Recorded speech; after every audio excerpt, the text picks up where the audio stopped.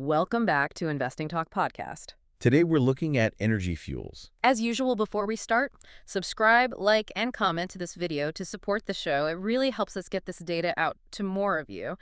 Now, we're sitting here in February 2026, and honestly, the energy landscape is it's unrecognizable compared to where we were just a few years ago. Oh, completely. You can't scroll through a news feed without hitting headlines about the nuclear renaissance or how AI data centers are sucking the grid dry or, how critical minerals are the new oil. It's a whole new world. It really is. The infrastructure shift is just massive. Right, but here's where I get skeptical.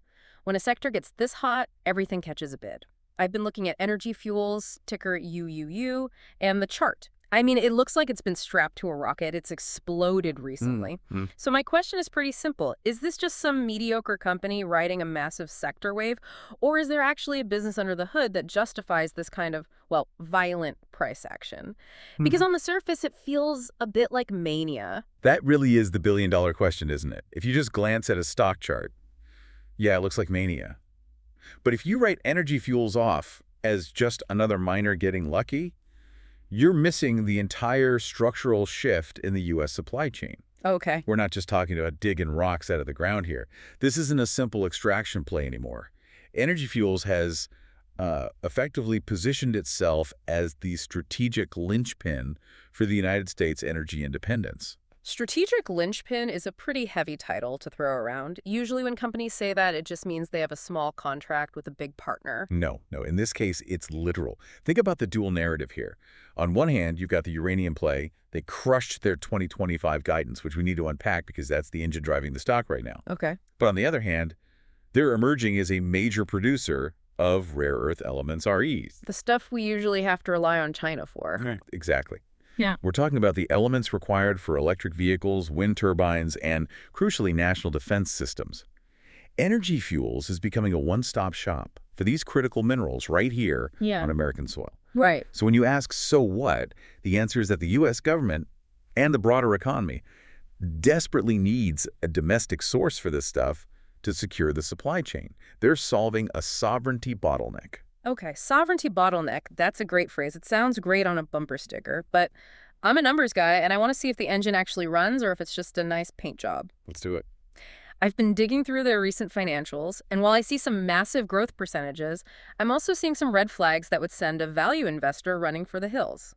Let's rip the Band-Aid off and look at the top line. The top line is where the bull case starts flexing. If you look at the trailing 12-month revenue, we're sitting at $78.74 million. That's up 103.7% year over year. They literally doubled their revenue. Doubled it. And it gets wilder. If you zoom in on just the third quarter of 2025, revenues surged 338% compared to the previous year. 338%. That's not a rounding error. That's a paradigm shift. And is driven almost entirely by higher uranium volumes. This tells us they aren't just sitting on inventory hoping the spot price goes up. They're actually moving product. Okay, they're moving product. That's good. But here's where I have to play the cynic. You know the old saying, revenue is vanity, profit is sanity. If I look at what it costs them to generate that revenue, the picture gets really blurry really fast. Their gross margins, they used to be 54% a year ago. That's a healthy business. In Q3 2025, those margins collapsed down to 28%. It's a nasty drop. A nasty drop. And looking at the cost of sales, it rose 592%. Yeah, the cost ballooned. Ballooned, they exploded. A nearly 600% increase in costs to get that revenue. It looks like they're spending money like water to get that ore out of the ground. That doesn't look like efficiency to me. It looks that way if you just take a snapshot, I agree. But you have to watch the movie. You have to understand why those margins compressed. They were in a massive transition period, dealing with legacy costs from older operations. Okay. But the fix, and this is the core of the whole investment thesis, is the shift to the Pinyon Plain Mine. We keep hearing about the Pinyon Plain Mine. Why is this specific hole in the ground the magic bullet that fixes a 28% margin? Grade. It's all about the grade of the ore. In mining, grade is king. Pinyon Plain isn't your average dirt. It's exceptionally high-grade ore. It's coming online right now, late 2025 into early 2026. Right now. And they're targeting 1.1 to 1.4 million pounds of finished uranium from this one mine, specifically to boost those margins. So the logic is, because the rock is richer, you process less of it to get the same amount of yellow cake, so your cost per pound just plummets. Precisely. High-grade ore is the ultimate margin expander, so that 28% margin you're worried about. The bulls are betting that's the trough, that's the bottom, before the high-grade material hits the mill and changes the entire math. All right, so efficiency is theoretically incoming, but let's talk about that linchpin idea again. A mine is just a mine. The real choke point in this industry is the processing. You can dig up all the uranium you want, but if you can't mill it, it's just radioactive gravel. And this is where the competitive moat is arguably the widest in the entire sector, maybe in the entire energy market. We need to talk about the White Mesa Mill in Utah. The White Mesa Mill. It is the only operational conventional uranium mill in the United States. The only one. In the whole... The only one. Just let that sink in for a second. The world's largest economy, ramping up nuclear power for AI and data centers. And we have one facility that can process conventional ore. If you want to turn rock into fuel in America today, you pretty much have to go through energy fuels. That sounds like a monopoly. Why hasn't anyone else built one? Have you ever tried to get a permit for a nuclear facility in the U.S.? It's a regulatory nightmare. Trying to permit, design, and build a new mill today would take a decade and billions of dollars. Energy Fuels already has it. It's running. It's licensed. That asset is irreplaceable. So they have the processing monopoly. That's a massive card to hold. It is. And they aren't just using it for uranium. This is where the story pivots to rare earths.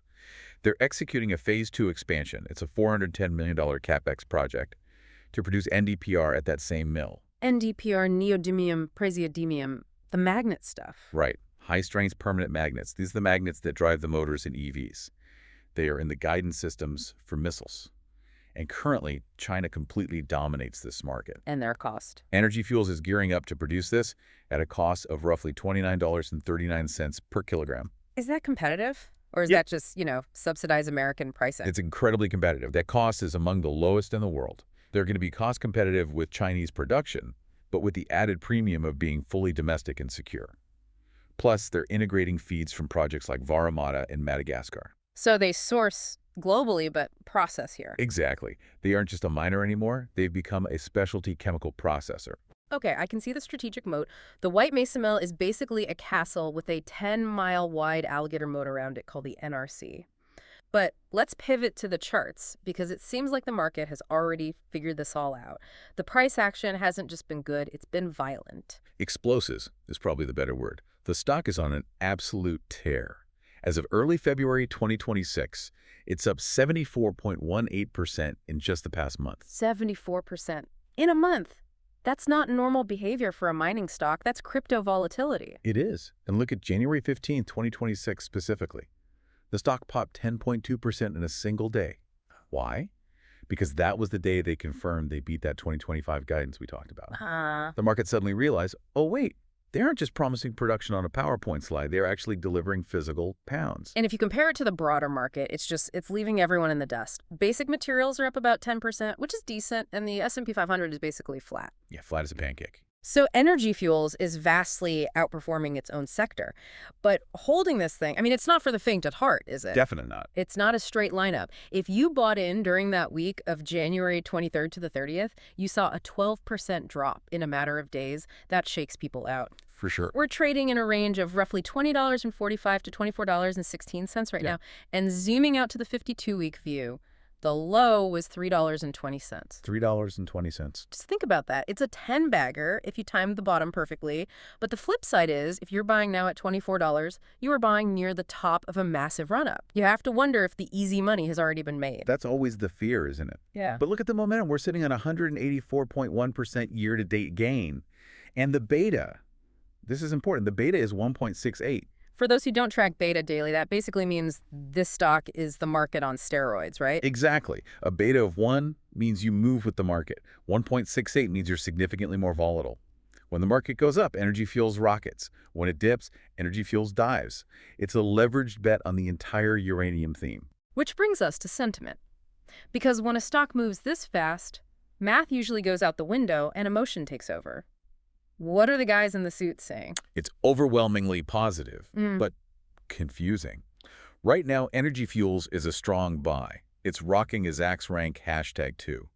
About 2/3 of all analyst recommendations are strong buys. The street loves the story. But here's the weird part. I'm looking at the price targets and there's a massive disconnect. The consensus price target is sitting somewhere between 12 and 18 bucks. Right. But the stock is trading at 23 or $24. That means it's trading above what the experts think it's worth. Usually that's a flashing red light. Or it means the analysts are asleep at the wheel. I think it's the latter. The market is moving faster than the research reports can be published. You do have some analysts, like the team at Roth, who have targets up at $27.50. They see the potential. But the average is definitely lagging. So the sentiment isn't just about the math. No, it's about the macro. You can't model a geopolitical shift in an Excel spreadsheet easily. We have the Department of Energy pushing $2.7 billion into uranium enrichment. That is a massive government backstop. Right. The U.S. policy backstop acts as a floor for sentiment.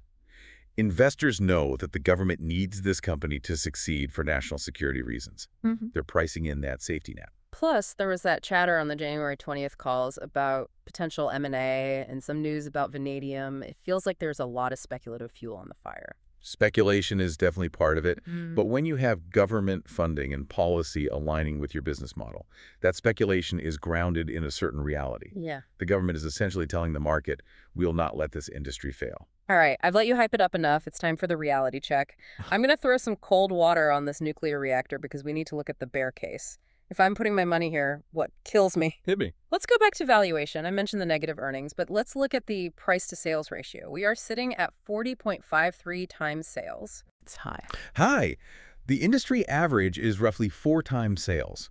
This stock is trading at 10 times the industry average. That is priced for absolute perfection. That's a tech stock valuation on a mining company.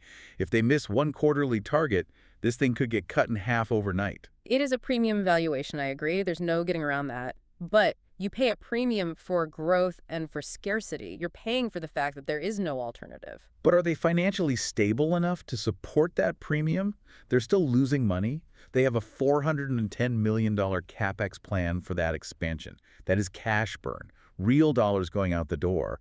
And because they're losing money, the 4 PE is just NA. The cash burn is an investment. It's CapEx, not operating losses. They're building the factory. You have to spend money to build the moat. Sure, but execution risk is real. Look at the projections for the fourth quarter coming up.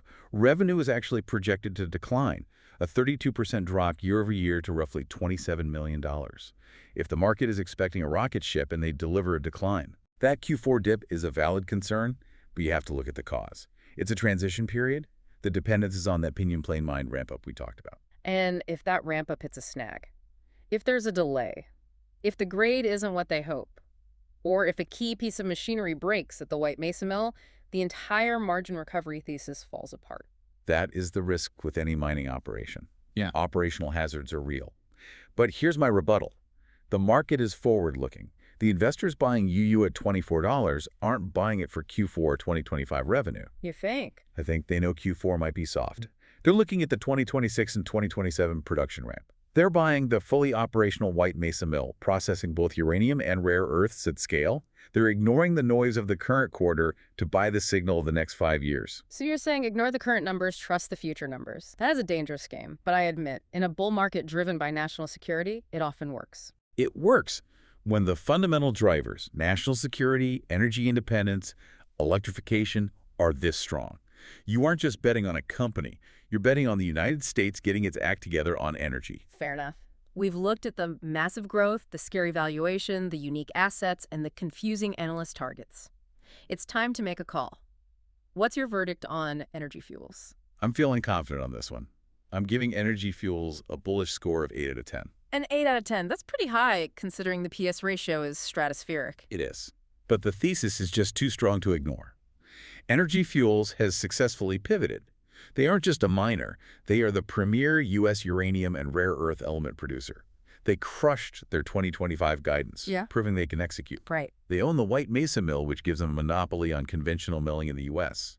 And the cost structure for their rare earths, particularly NdPr, is highly competitive globally. So how do you play it? This isn't a day trade, clearly. No, this is a multi-year hold. Yeah. You're buying this for the supply chain restoration theme. You're betting that the U.S. government and the EV industry need what Energy Fuels is selling. Yeah. You're not buying this for next week's earnings. You sit on this while the nuclear renaissance plays out. You hold it through the volatility. I can respect that.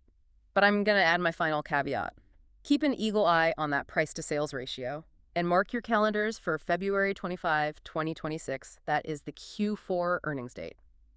If there are any nasty surprises there, delays, cost overruns, we could see a pullback. And for a long-term holder, a pullback is just a buying opportunity. Maybe so. Well, there you have it. A deep dive into the glowing green world of energy fuels. It's messy, it's volatile, but it might just be the most important link in the U.S. energy chain. It's definitely a stock to watch. Don't forget to subscribe, like, and comment. We'll see you in the next one.